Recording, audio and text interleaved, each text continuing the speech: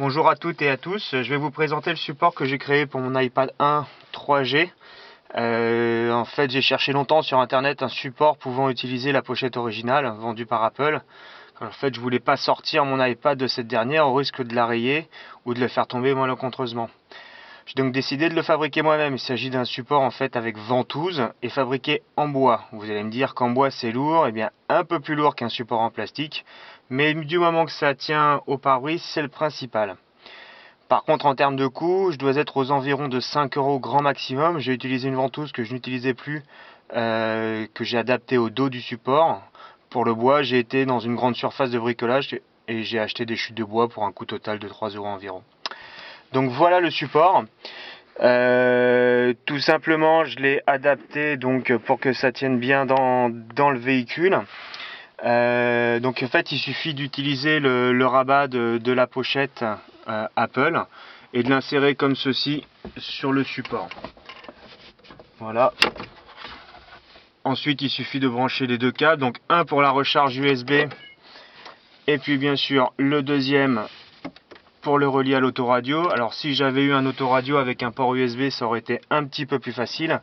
Malheureusement aujourd'hui je n'ai qu'un poste à cassette, donc le jour où je changerai forcément ça sera beaucoup plus simple.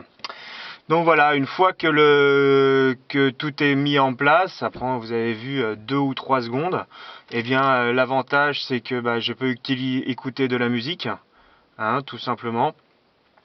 Donc, par exemple, voilà, tout à l'heure j'écoutais Dire Straits, donc on peut se faire un petit coup de Dire Straits. Tout en plus, en fait, l'avantage c'est qu'on peut revenir, et puis on va baisser un petit peu la musique, voilà. Utiliser la navigation, donc on peut utiliser plan. L'avantage c'est qu'avec le trafic aujourd'hui, on l'a en live, donc vous voyez que j'habite dans la région marseillaise. Donc je pourrais me faire localiser sans problème. On peut utiliser différents supports. Moi j'utilise Trapster, Weekend-Go. Enfin bon, après chacun utilise ce qu'il veut. On peut bien sûr voir de la vidéo. Ça c'est sympa quand vous avez des enfants. Bon là par exemple les podcasts de la chaîne Techno. On peut voir différentes vidéos. Donc les lancer.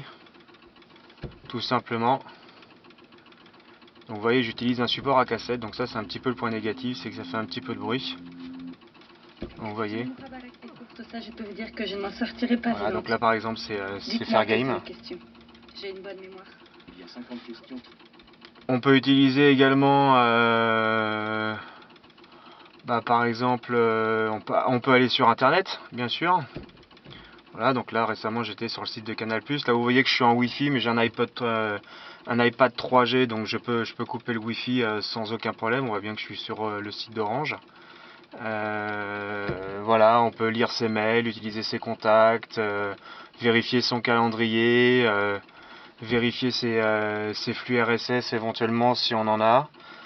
Il y a encore quelques petites améliorations certainement à apporter. C'est vrai que j'aimerais que ce soit plus simple au niveau de la connectique. Donc demain, il y aura un poste avec un port USB, ça sera encore plus simple. Et puis après, voilà, le brancher directement pour que ça arrive. On prend l'iPad, on le branche et puis terminé. Voilà, écoutez, j'espère que cette présentation vous a plu. N'hésitez pas à laisser des commentaires. Bonne fin de journée à tous et à toutes. Au revoir.